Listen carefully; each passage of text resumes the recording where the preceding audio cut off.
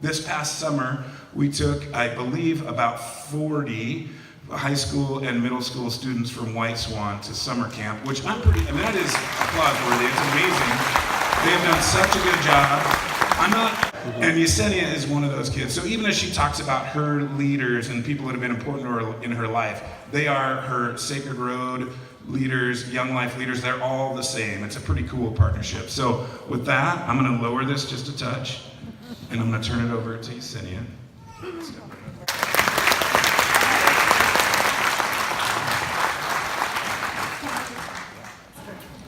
Okay, hi guys. My name is Yesenia Garcia and I'm 16 years old. I live on the Yakima Reservation. My mother is an enrolled Yakima Yakima member, and my father is Hispanic.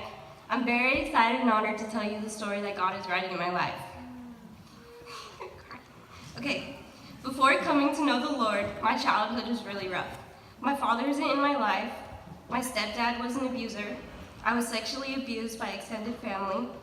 My mom had a serious addiction. And for that matter, my whole family has various addictions that has led to family members overdosing or committing suicide. I have also been bullied for my skin color all of my life. This all led to me feeling alone and used, so I turned to drugs and just wanted to feel numb to the world. My parents had 5 teenagers to take care of. We lived on a 1 income, plus my mom's addiction was using up money. We were not financially stable. My parents had me move into my grandma's house that had 8 people living there. It was very crowded. I was free to run and do drugs. There were so many people living in that house that nobody would notice me gone. And suddenly, God put this amazing young man named Yarman into my life to help make a bridge for me and God to know each other. When I went to go see him, he always said, don't do drugs. I was very attached to him, so when we made it official we were dating, I just stopped. I stopped and never looked back. I couldn't do drugs because he was a goody-goody who goes to church. After I stopped, I realized how horrible my living situation was. But Yarman offered his home to me and I gladly accepted. On the res, couch surfing is a normal thing because of how much poverty there is. As I stayed with him, I saw him leave for church and come back really happy. And happiness is hard to find on the res. He never asked me to go with him because he knew I wasn't religious. But one day, I decided I was just gonna go with him. The moment I walked into Sacred Road, I was blown away. And every time we sang, I felt the love in my heart every single time. I still do. I thought if a book can make so much love in an unhappy, poor place, I needed to know more. I kept going to church and youth group at Sacred Road. I made friends and felt the love every time we sang. I was invited to a Young Life meeting at my high school and couldn't be happier. A few months later, my mom tried to commit suicide. My mom has borderline personality disorder, which is a form of schizophrenia. And with her addiction on top of that, she wanted to end her life. But this wasn't her, it was one of her personalities. After she swallowed those pills, she realized what she was doing and she called the ambulance herself. I don't remember how I found out, but because I'm pretty sure I tried to block out the memories. This form of schizophrenia is really hard to control, and that personality had her wanting to take those pills and die, but something or someone told her different, and I believe that was God pulling her out of this dreamlike state she was having.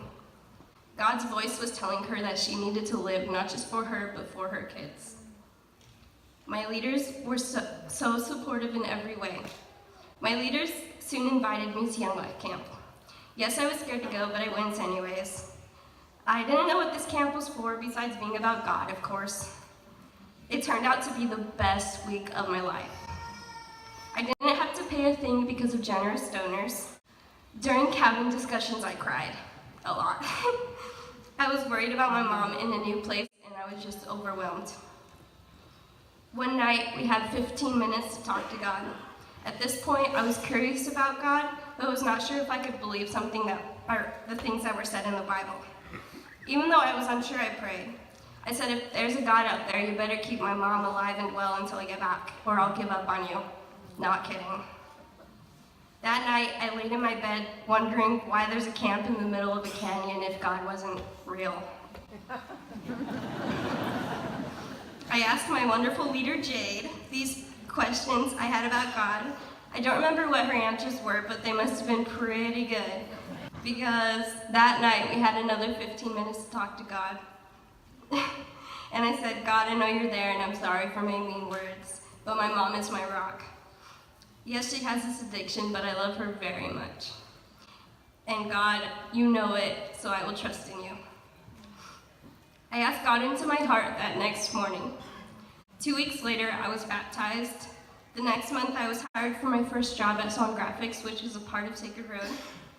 Last November, my mom overdosed for the second time. Not on purpose, but she did. God kept her alive and sent her to treatment, and she is sober to this day.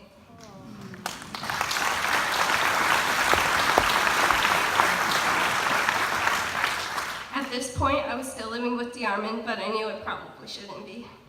But I thought I had nowhere to go. The Maxfields family, who are leaders at Sacred Road, let me in as their own. They knew my situation and never judged. They are giving me a safe and healthy home to live in. And this is a first for me to have people love me and want me around. I'm currently still employed at Swan Graphics as an office admin assistant. I'm a junior at White Swan High School. I am also a student at Elite Academy of Cosmetology.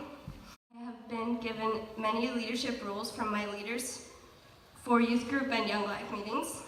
I'm learning more and more about God's Word every day and will continue to grow in His love. I'm very thankful for Young Life and all of my leaders. I wish all teens have a chance to go there and experience what I was able to experience, grow in His love. I'm very thankful for Young Life and all of my leaders. I wish all teens have a chance to go there and experience what I was able to experience. Thank you to all of you that support Young Life and that invest your dollars and your time and efforts into the lives of youth like me.